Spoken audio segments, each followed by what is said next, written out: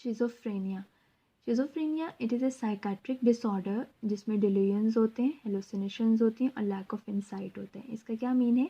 Delusions mean के false believe, patient के कुछ फॉल्स बिलीव बने होते हैं। अब जो उसने बिलीव किया है वो पॉसिबल भी हो सकता है और इम्पॉसिबल भी हो सकता है।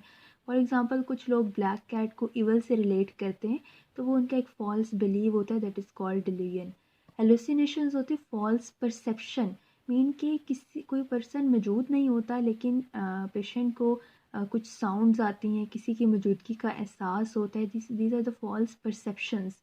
And lack of insight means कि पेशेंट ये एक्सेप्ट ही नहीं करता कि उसको कोई साइकेट्रिक डिसऑर्डर है, that is lack of insight. Schizophrenia के पेशेंट में कुछ पॉजिटिव सिम्टम्स होती हैं और कुछ नेगेटिव सिम्टम्स होती हैं।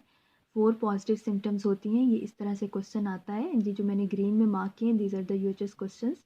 पॉजिटिव सिम्टम्स होती हैं हेलुसिनेशंस, मीन्स कि उसको फॉल्स परसेप्शन होती है, किसी की गैर मौजूदगी में उसको आवाज़ें आती हैं। ठीक है। डिल्यूजन्स होते हैं कि फॉल्स बिलीव्स होते हैं पेशेंट के। कंट्रोल्ड फीलिंग होता है कि पेशेंट को ऐसे लगता है जैसे मुझे कोई बाहर से कोई कंट्रोल कर रहा है, कोई एक्सटर्नल फोर्स, एलियंस या इस टाइप के कोई फैक्टर्स को कंट्रोल कर रहा है, पेशेंट को ऐसे फील होता है। इन ब्रॉडकास्टिंग मीन होता है नशर करना, जिस तरह टीवी वगैरह पे कोई न्यूज़ को ब्रॉडकास्ट किया जाता है, तो इसका मतलब कि पेशेंट को ऐसे लगता है कि जो वो सोच रहा है वो दूसरे लोग सुन रहे हैं, मीन कि उसकी जो थॉट प्रोसेस है वो सारा ब्रॉडकास्ट हो रहा है। तो पॉजिटिव सिम्टम क्या होती हैं कि पेशेंट को एक तो किसी की गैर मौजूदगी में उसकी आवाज़ें आती हैं, फॉल्स बिलीव्स होते हैं। इसके अलावा पेशेंट को ऐसे लगता है मुझे कोई बाहर से कंट्रोल कर रहा है, और उसको ऐसे लगता है कि मेरी जितनी भी थॉट प्रोसेस है वो सारा कोई दूसरा बंदा सुन रहा है। और कुछ नेगेटिव सिम्टम्स होती हैं, इनको हम फ्लैप्स निमोनिक से मेमोराइज कर सकते हैं। F stand for flat and effect, mean patient का फेस बिल्कुल फ्लैट इमोशनलेस होता है, कोई एक्सप्रेशन नहीं होते उसके ऊपर। ठीक है, बिल्कुल एक्सप्रेशनलेस, इसको हम ब्लंटेड फेस भी कहते हैं। L stand for lack of initiative या lack of drive, mean patient इतना मोटिवेटेड ही नहीं होता कि वो कोई काम कर सके, वो कोई इनिशिएटिव ले सके। एपैथी सेम मीन के lack of motivation. P stand for poor self care and poor speech, mean कि एक तो वो खुद की केयर नहीं करते और सही से बोल भी नहीं पाते, this is called alogia. And S stand for social withdrawal, mean के सोशली बिल्कुल कटे हुए होते हैं, इंट्रोवर्ट होते हैं, दिस इज़ कॉल्ड ऑटिज़म। ठीक है, तो इसको हम फ्लैप्स निमोनिक से याद रख सकते हैं। नेगेटिव सिम्टम्स क्या होती हैं? पेशेंट का फेस बिल्कुल एक्सप्रेशनलेस होता है, कोई भी चीज़ का इनिशिएटिव नहीं ले सकता, अपनी केयर नहीं करता, सही बोल नहीं पाता और सोशली बिल्कुल कट के रहता है।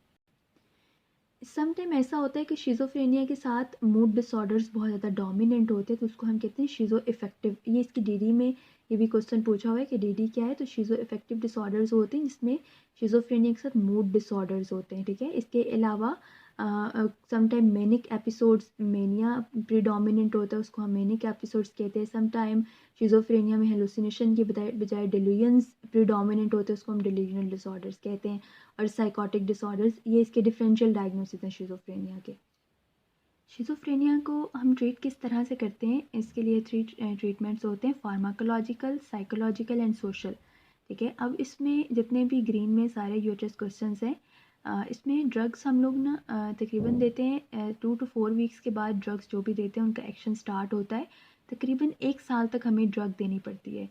1 साल इसलिए देते हैं ताकि ये शिज़ोफ्रेनिया का अटैक दोबारा ना हो पेशेंट को।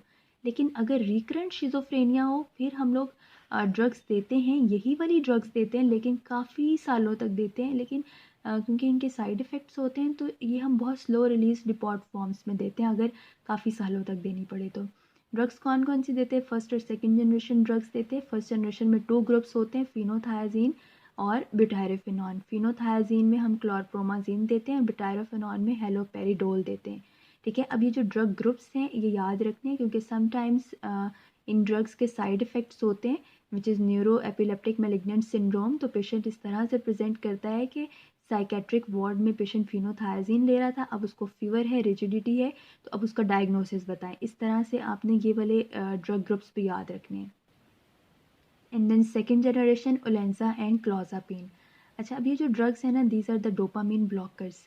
शिज़ोफ्रेनिया तब होता है जब डोपामिन एक्सेस हो, अगर डोपामिन डेफिशिएंट हो फिर पार्किंसनिज्म होता है। ये ड्रग्स क्या करती हैं, चूँकि शिज़ोफ्रेनिया में डोपामिन बहुत ज़्यादा है, ये डोपामिन को ब्लॉक कर देती हैं, ठीक है। दीज आर डोपामिन ब्लॉकर्स, ये जो फर्स्ट जनरेशन ड्रग्स है ना, ये डोपामिन ब्लॉकर्स हैं। तो अगर इनकी ओवरडोज हो जाएगी तो फिर डोपामिन कम होने की वजह से डोपामिनर्जिक साइड इफ़ेक्ट्स हो सकते हैं इन ड्रग्स के।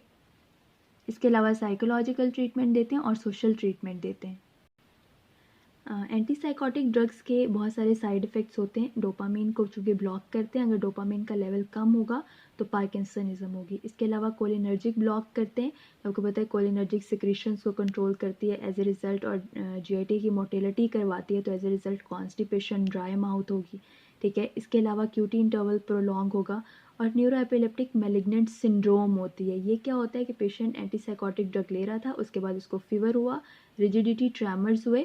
अब इसको इन्वेस्टिगेट करेंगे तो इसमें catenin phosphokinase level will be raised और ल्यूकोसाइटोसिस होगी, ठीक है। ये एज इट इज़ आया है कि पेशेंट एंटीसाइकोटिक ड्रग ले रहा था और उसके बाद उसको ये सारे सिम्टम्स हुए, उसका डायग्नोसिस बताएं, इन्वेस्टिगेशन बताएं और ट्रीटमेंट बताएं।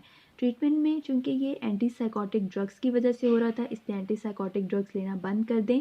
फीवर होता है पेशेंट को, फीवर को ट्रीट करना है, एंटीपायरेटिक्स देनी है और drug of choice is the bromocriptine and dantrolene.